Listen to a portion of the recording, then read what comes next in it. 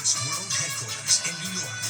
This is World News Tonight with David Muir. Good evening. It is great to have you with us here on a very busy Wednesday night. And we begin tonight with this major winter storm on this, the last day of winter. 75 million Americans on alert at this hour for dangerous winds, possible tornadoes, and blizzard conditions. The Midwest gets hit tonight, moving into the Northeast tomorrow. At this hour, tornado watches in effect from Indiana to Kentucky. Dark clouds gathering in Mackinac, Illinois, south of Peoria. Near Monument, Colorado, south of Denver, the storm causing accidents, traffic coming to a halt. Powerful winds kicking up a dust storm in New Mexico, blinding drivers, causing a fiery collision on I-40 east of Albuquerque. Tractor trailers and campers overturned by the winds on Interstate 25 in Colorado. And to the north tonight, the system bringing extreme blizzard and whiteout conditions. This is near Lincoln, Nebraska. Tractor trailers jackknifing on I-80, 166 miles of that interstate closed down for a time. Meteorologist Lee Goldberg tracking the storm for us tonight into the Midwest and the Northeast, and ABC's Maria Villarreal in the storm zone leading us off. Tonight, blizzard conditions on the last night of winter. Cars and tractor trailers littering multiple highways around Lincoln, Nebraska, including Interstate 80. Winds gusting to 70 miles an hour, bending trees and traffic lights, knocking out power for hundreds of thousands across the Midwest. The massive system bringing all kinds of extreme weather, from snow to severe storms. 25 News meteorologist Kimberly Gomez tracking the storm. A tornado reported outside Peoria, Illinois, late today. We can't express this enough to get into your safe spaces. Overnight, traffic at a standstill outside Denver after multiple semis jackknife in the snow on Interstate 25. And in New Mexico, a gruesome pileup in blinding conditions on Interstate 40 between Albuquerque and Santa Rosa. Hopefully, everybody's okay. Further west, Dude, we just got hit by an avalanche. multiple cars buried by an avalanche on State Road 210 in Utah's Cottonwood Canyons from the same system that's now headed east. David, here in Oklahoma, wind gusts are hitting up to 50 miles per hour. Firefighters that we've been speaking to for the last few days say they're going to be on high alert all throughout the night, knowing and taking into account those deadly and devastating wildfires that they've been fighting. David? Yeah, we can see the winds and the storm clouds there behind you, Maria. Thank you. Let's get right to Chief Meteorologist Lee Goldberg of our station WABC here in New York. He's tracking it all again tonight for us. Hi, Lee. Hey, David, severe weather right now in Chicago. Severe thunderstorm warnings and a tornado warning just south of the city, just west of Gary, Indiana. If you're in line at the storm, please take cover and get to a place of safety. Tornado watches extend down through Indiana into Kentucky till late this evening. Part of a storm bringing blizzard warnings to the Midwest and the fire danger and the high winds to the plains. The storm moves eastward and the severe weather turns to snow tomorrow morning. It's snowing all the way up to Green Bay, but it'll be snowing into Chicago tomorrow morning. And then cold winds behind it. Heavy rain will move eastward, reach the I-95 corridor by tomorrow evening. Maybe a half an inch of snow and big winds behind that in the Northeast on Friday. David? All right, Lee Goldberg with us. Lee, we appreciate it as always. To the other news tonight, into the standoff outside CIA headquarters. Police swarming the CIA today after authorities say a man approached the gate with a gun. SWAT teams rushing to the scene, the standoff lasting for hours. And here's our Chief Justice correspondent, Pierre Thomas, tonight. The dramatic standoff unfolding just after 9:30 a.m. when police say a man appears at the entrance gate to CIA headquarters wielding a handgun. Male seen walking near the CIA building, pointing a firearm at his head and towards the building. Nearby Langley High School put on lockdown as an army of police and CIA security, including SWAT and tactical teams, descend on the scene to confront the suspect, described as a middle-aged white male with wavy hair. Sources telling ABC News Fairfax County police and CIA officials negotiating with the man who they suspected was in a mental health crisis. But authorities taking no chances because that CIA entrance has a violent past. In 2021, a man was shot by authorities after he got out of his car with a gun. And in 1993, Mir Amal Kandi used an assault-style rifle to fatally shoot 2 and wound 3 others near that gate before fleeing to Pakistan. Law enforcement's patience paying off. A suspect seen here taken into custody more than 5 hours after the standoff began. Devin, given the history of that CIA entrance, tonight law enforcement breathing a sigh of relief.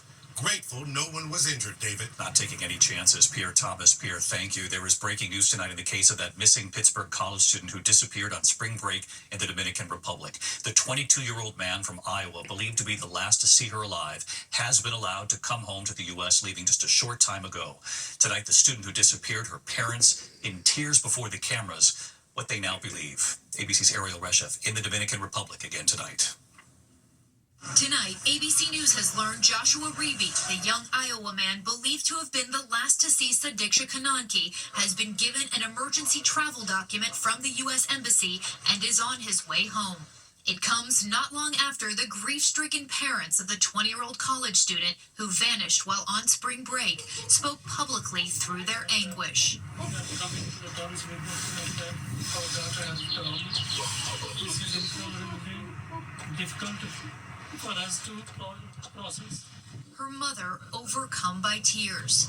My daughter is very bright student, and she used to be very good on all the grades.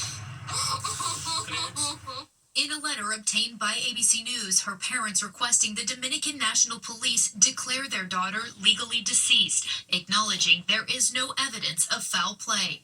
22-year-old Joshua Reeby has never been a suspect. His attorneys say he was detained illegally in the Dominican Republic for more than 11 days, cooperating with authorities. His phone and passport confiscated. David, just a remarkable turn of events since yesterday's chaotic court hearing where a judge deferred a decision on Reeby's passport, U.S. officials appearing to step in to help bring him home. David? Ariel Reshef with us again tonight. Ariel, thank you. We turn now to President Trump's unexpected offer to Ukraine today. That offer coming during a nearly hour-long phone call with President Zelensky, the first time they've spoken since that explosive Oval Office confrontation. James Longman in the region tonight. David, that call between Presidents Trump and Zelensky lasting nearly an hour, coming just one day after Donald Trump's call with Vladimir Putin. The Ukrainian leader agreeing to the same partial ceasefire deal as Putin, pledging to stop attacking energy infrastructure. But in a stunning development, Trump also offered to take ownership of Ukraine's electrical supply and nuclear power plants, saying America could offer the best protection. It could include Europe's largest nuclear plant at Zaporizhzhia, which Russia currently occupies. At least initially, Ukraine seems open to the idea. There'll be further talks this weekend. David? James Longman in Poland tonight. James, thank you. Tonight, the Defense Department igniting a firestorm after pulling a webpage dedicated to baseball icon Jackie Robinson. Why was the page taken down, and what's happened now? Here's our senior political correspondent, Rachel Scott, tonight. Tonight, the Pentagon sparking outrage after removing from its website a story celebrating the Army record of American icon Jackie Robinson, who broke the color barrier in Major League Baseball. Robinson was drafted during World War II. The story on the website included a description of his refusal to move to the back of an Army bus, an act that got him court-martialed and later acquitted. This morning, Robinson's story no longer available. In its place, this error page, and in the address bar, an indication of why the page was taken down. Added to the URL, the letters DEI for diversity, equity, and inclusion, something Defense Secretary Pete Hegseth has vowed to purge from the Pentagon. You have to tear out DEI and CRT initiatives root and branch out of institutions. Jackie Robinson's son David Robinson today saying he was surprised the Pentagon removed the tribute to his father, adding, "We take great pride in Jackie Robinson's service to our country as a soldier and a sports hero, an icon whose courage, talent, strength of character, and dedication contributed greatly to leveling the playing field, not only in professional sports, but throughout society." Robinson not the only hero whose story was removed as part of the Pentagon's DEI purge. Military websites also taking down tributes to the legendary Tuskegee Airmen, the first African-American military pilots, the fabled Navajo code talkers of World War II, and Ira Hayes, a Native American and one of the Marines who raised the flag at Iwo Jima. Those pages and others that were removed later ultimately reinstated amid an outcry. Today, a Pentagon spokesperson saying, "Everyone at the Defense Department loves Jackie Robinson, as well as the Navajo code talkers, the Tuskegee Airmen, the Marines at Iwo Jima, and so many others. We salute them for their strong and in many cases heroic service to our country, full stop. We do not view or highlight them through the prism of immutable characteristics, such as race, ethnicity, or sex." A senior military official tells us tonight that the Pentagon relies on computer software to scrub DEI content from its websites, and that ultimately those stories about Jackie Robinson and those other American icons were removed by mistake. That story about Jackie Robinson is back up on the website tonight, David. Rachel Scott, live at the White House. Rachel, thanks. Now to the JFK assassination files released overnight, more than 60,000 pages. Our team pouring through them. The documents tonight shedding new light on surveillance during that era and on what some in the Kennedy administration felt about the CIA. Here's Terry Moran. Tonight, more than 6 decades after President John F. Kennedy's assassination, more than 63,000 pages of unredacted files long held secret are now public. Historians, amateur sleuths, and online conspiracy theorists poring over the files all day today. That day in Dallas haunting the country for 62 years. But so far in these new documents, no new bombshells. There really isn't that much new, at least in the part that we have examined so far. But we have learned quite a bit about the CIA. Instead, new details and descriptions of tradecraft in the CIA at the time. Some of its operations in embassies around the world, from Mexico to France to Iran, and its surveillance previously revealed of Oswald, Kennedy's assassin. One of the files long sought by investigators, the Schlesinger Memo, revealed that some of Kennedy's closest aides did not trust the CIA and were discussing reforms to it. Another file pulled back the curtain on some CIA operations. The organization was tapping Soviet and Cuban telephones at their diplomatic facilities in Mexico City, locations Lee Harvey Oswald visited in the months before the assassination.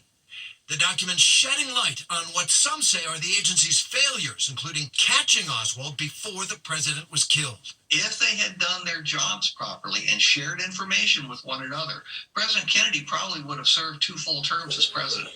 This latest JFK document dump is the fulfillment of a promise by President Trump, who said that all the documents need to be released unredacted. And David, there are still 20,000 documents yet to come. Terry Moran and the team, we thank you all for going through them. We turn now to the Menendez brothers tonight in the U.S. tonight, to the economy, and the Federal Reserve leaving its key lending interest rate unchanged today, citing economic uncertainty and the tariffs, but still expecting 2 rate cuts this year. Fed Chair Jerome Powell saying President Trump's tariffs may delay bringing inflation down, but that he believes the impact will be short-term, that the economy is strong overall. The markets were up on the news, the Dow gaining 383 points today to close at 41,964. When we come back here tonight, 24 hours after the splashdown you saw live here on ABC, astronauts Butch Wilmore, Sonny Williams, now adjusting to gravity, what they went through just today, and so many fascinated by the dolphins welcoming them home, and you'll see it here. And there's also news coming in tonight involving that young reporter who had been sent to cover the Super Bowl, seen on hotel surveillance. What's now happened to the woman there, and what we've learned about the cause of death in a moment. To the case of the young reporter sent to cover the Super Bowl who was found dead. Police now charging a woman with his murder. Telemundo reporter Adon Manzano was found dead in his hotel room last month. Prosecutors say hotel surveillance showing him with Danette Colbert just hours earlier. The coroner revealing he died from a combination of Xanax, alcohol, and asphyxia. Authorities say she was previously accused of drugging victims and robbing them. When we come back here tonight, the astronauts back on Earth, and you'll see the dolphins who welcome them home. And tonight, here are the images from Bruce Willis and his family, celebrating a milestone tonight, and it's moving. To the Index, astronauts Butch Wilmore and Sonny Williams and their first full day back on Earth. Wilmore receiving a big hug at Johnson Space Center in Houston, there for a checkup. Sonny Williams going through checkups too. And so many celebrating that pod of dolphins splashing around the capsule, an unexpected welcome home right after that splashdown. When we come back here tonight, touching new images of Bruce Willis tonight and a family celebration.